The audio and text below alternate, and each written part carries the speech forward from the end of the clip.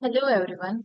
My name is Vinita Vishnu from first year Triple E branch. My startup company name is Face Tech Fusion. Product present name body lotion. Product proposed name superior hydrating lotion. Empathizing state. Mentioning some of the requirement and feeling about the product as said by the customers during the empathizing activity.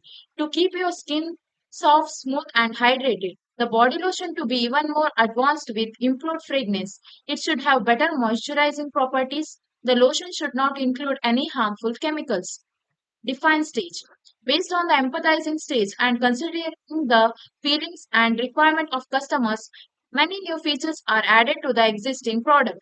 Existing product name body lotion, futuristic product name superior hydrating lotion. Ideate stage. Some of the additional features to be added are mentioned here. The body lotion to be even more advanced with improved fragrance.